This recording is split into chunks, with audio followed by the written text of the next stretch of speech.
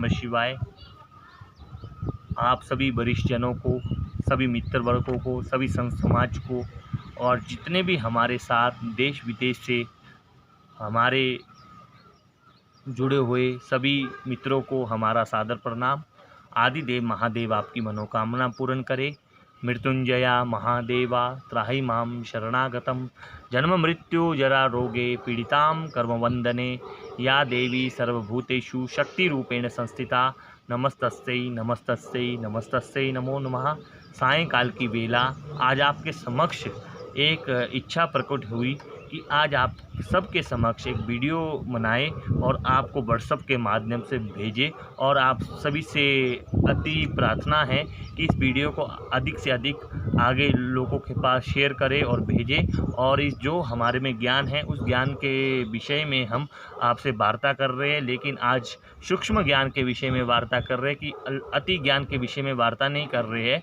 सर्वप्रथम हम वेदांत की बात करते हैं। वेदांत के 6 अंग होते हैं: शिक्षा, व्याकरण, कल्प, निरुक्त, छंद और ज्योतिष। लेकिन आज हम आपके समक्ष ज्योतिष विषय को ले आए हैं। जैसे मैत्री ज्योतिष है, जैमिनी ज्योतिष है, पराशर ज्योतिष है, बृहत्पराशरी की जो ज्योतिष है, गणना है, और उसी प्रकार से भृगु संहिता है, रावण संहिता है, जातक अलंकार है, मानसागरी है, जातक तत्व है, ज्योतिष तत्व है, ज्योतिष जन्म कुंडली है। उसी प्रकार से अनेक जो भविष्य होती है। ज्योतिष एक ऐसा है भूत, भविष्य, वर्तमान, और भूत, वर्तमान, भविष्य के बारे में ज्योतिष में वर्णन किया गया है।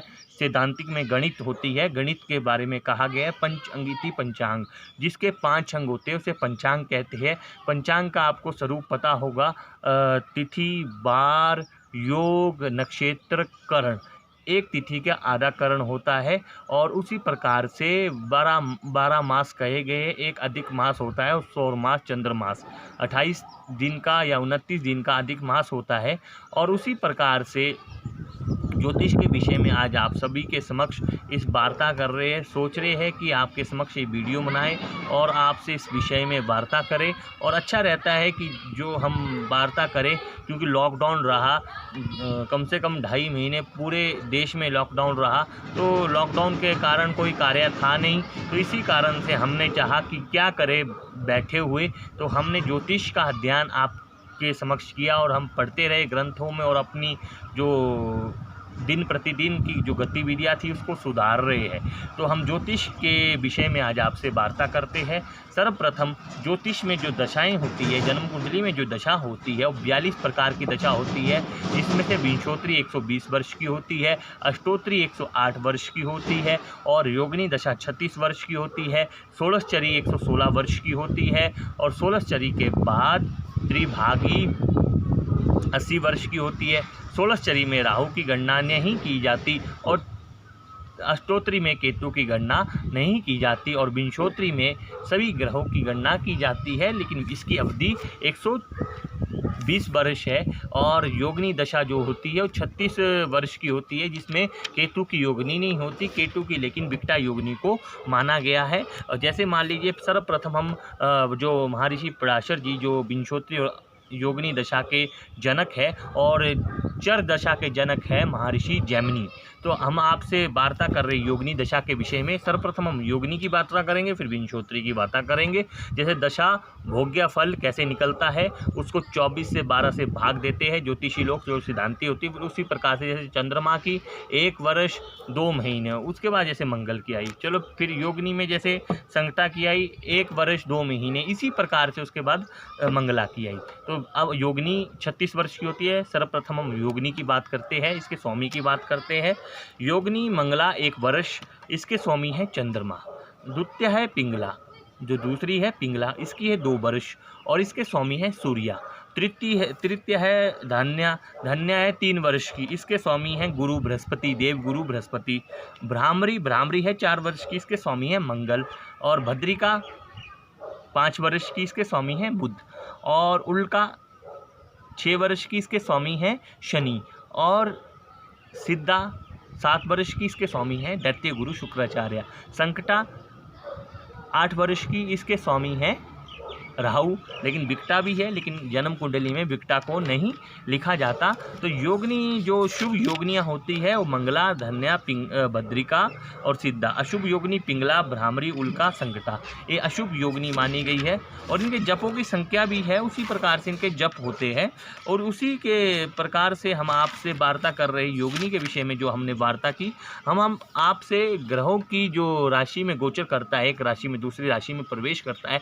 जैसे आज गुरु धनु राशि में आ गया है और अब गुरु अपनी राशि में आया है, और शुक्र भी मार्गी हो गया है। और शुक्र मार्गी होने से अब जो कोविड-19 चल रहा है, तो इसकी अब जो औषधि है यथाशीघ्र आपके बाज़ारों में उपलब्ध हो जाएगी और यथाशीघ्र बाज़ारों में आ जाएगी इसकी औषधि। तो जो सूर्य होती है दूसरी राशि में प्रवेश करता है, 30 दिन में गोचर करता है, उसे कहते हैं संक्रांति। जैसे अब मिथुन संक्रांति आई है, अब कर्क संक्रांति आएगी और दक्षिणायन होगा। मकर संक्रांति से उत्तरायण होता है, मकर से मिथुन तक, और कर्क से धनु तक दक्षिणायन होता है। 6 महीने के 2 यायन होते हैं।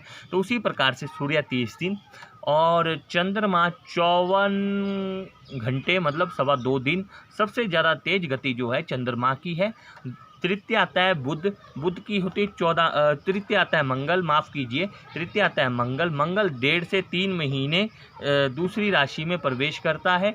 और मंगल के बाद आता है चतुर्थ बुध का होता है 14 अंतराल मतलब 27 दिन में दूसरी राशि में प्रवेश करता है।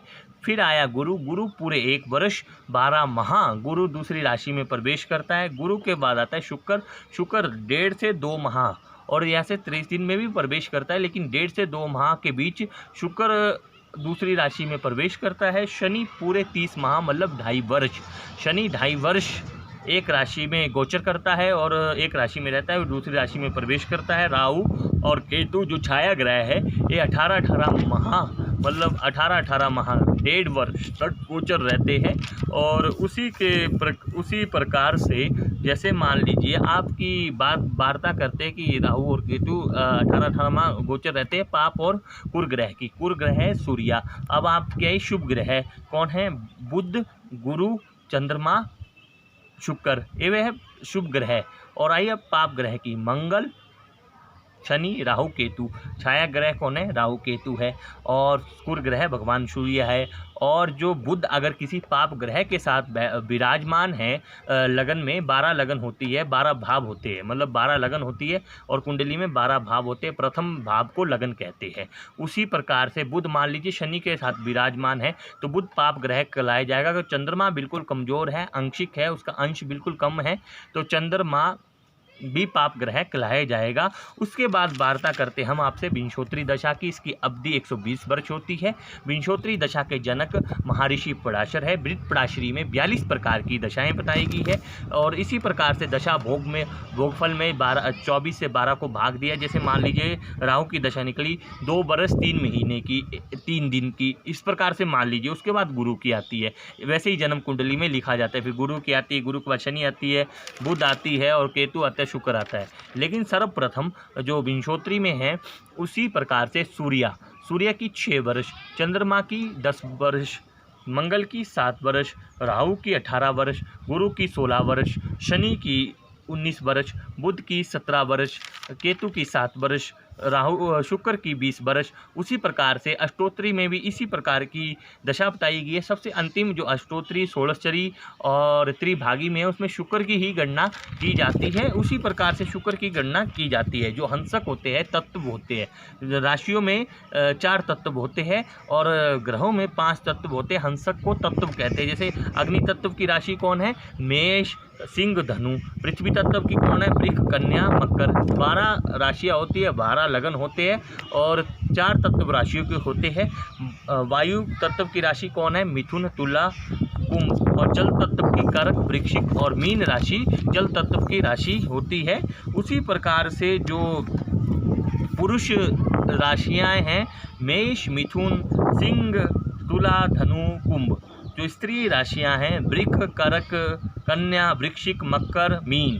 जो कुर राशियां हैं मेष, मिथुन, सिंह, तुला, धनु, कुंभ। जो सौम्य राशि है वृक, करक, कन्या, वृश्चिक, मकर, मीन।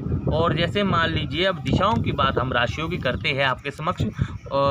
राशियाँ की दिशा है पूर्व में मेष, सिंह, धनु, पश्चिम में मिथुन, तुला, कुंभ, उत्तर में करक, वृश्चिक, मीन, दक्षिण में वृक, कन्या, मकर। और जैसे राशियों के लक्षण चर, स्थिर, द्विस्वा के भेद से राशियां के 3 लक्षण माने गए हैं। चर राशियां कौन सी है? मेष, करक, तुला, मकर। स्थिर राशि कौन सा है? वृक, सिंह, वृश्चिक और कुंभ। और द्वितीय राशि कौन सी है? मिथुन, कन्या, धनु, मीन। और इसी प्रकार से राशियां होती है। जैसे मान लो मार्गी सभी ग्रह होते हैं, लेकिन मार्गी होता है आगे की ओर धकेलना, और बकरी होता है पीछे की ओर। मंगल, बुध, गुरु, शुक्र, शनि, राहु, केतु बकरी होते हैं, एक सभी मार्गी होते हैं। लेकिन चंद्र और सूर्य कभी बकरी नहीं होते, मार्गी रहते, सदैव मार्गी रहते हैं। उसी प्रकार से मैं आपसे वार्ता कर रहा हूँ इसी विषय में कि जो बलि ग्रह होते हैं, तो बलि ग्रह कैसे होते हैं षड बल के अनुसार। जो षड बल के बिना अपनी भविष्यवाणी सटीक नहीं बताई जाती जन्म कुंडली में। षड बल में जैसे मान लो सूर्य, गुरु प्रातः के समय बलि होते हैं, और जो मान लीजिए शुक्र दोपहर मध्याह्न में बलि होता है, और चंद्रमा, शनि, राहु रात्रि को बलि होते हैं, और बुध दोनों समय बलि रहता है। इसमें केतु बलि नहीं रहता, लेकिन केतु को भी बलि माना गया है। तो उसी प्रकार से बलि के विषय में आपसे जो वार्ता हो रही थी, उसी विषय में हमने आपसे वार्ता की। बलि के विषय में हमने वार्ता की, षड बल के विषय में हम वार्ता कर रहे हैं आपसे। तो उसी प्रकार से षड बल के विषय में हमने जो वार्ता की थी, उसी वार्ता को लेकर आज आपके समक्ष हम चाहते हैं कि हम आपके बीच में आए और वार्ता करें। षड बल में होता है, सर्वप्रथम होता है स्थान बल, 6 बल होते हैं, स्थानीय बल और शक्ति देता है। और द्वितीय बल होता है दिग्बल, दिशा बल और शक्ति बताता है। और तृतीय बल होता है काल बल, समय की शक्ति का निर्धारण करता है। जो चौथा बल होता है चेष्टा बल, वो गतिशील बल होता है। नैसर्गिक बल प्राकृतिक बल प्रदान करता है, और दृष्ट बल की व्याख्या करता है। उसी प्रकार से जो बलि के विषय में बताया गया है। अब हम बात करते हैं आप सभी के समक्ष नैसर्गिक बल की। शनि से मंगल, मंगल से बुध, बुध से गुरु, गुरु से शुक्र, शुक्र से चंद्रमा, चंद्रमा से सूर्य। कर्म अनुसार उत्तरुत बलि होते हैं, नैसर्गिक बल का है। और इसी प्रकार से जो बलि ग्रह के बारे में आपसे वार्ता की है। और देखिए जो ये वीडियो हमने बनाने का लक्ष्य है, हम चाहते हैं कि ज्योतिष एक संपूर्ण ज्ञान है, और जो इसमें डूबना हो, इस सागर में डूबना हो तो बहुत समय लग जाएगा। लेकिन आपके समक्ष ये हमारी जो 13 मिनट की जो वीडियो है, 13.25 मिनट की, इस वीडियो को आप अधिक से अधिक शेयर करें, अधिक से अधिक लोगों के पास पहुंचाएं, अधिक से अधिक मित्रों के पास पहुंचाएं। जो भी अगर इसमें मुझसे त्रुटि हुई हो तो उसके लिए आप मुझे क्षमा प्रदान करें। धन्यवाद। आप सभी की महादेव मनोकामना पूर्ण करें। सर्वे भवन्तु सुखिनः, सर्वे सन्तु निरामया, सर्वे भद्राणि पश्यन्तु मा कश्चित् दुःखभाग् भवेत्। हर हर महादेव, हर हर महादेव।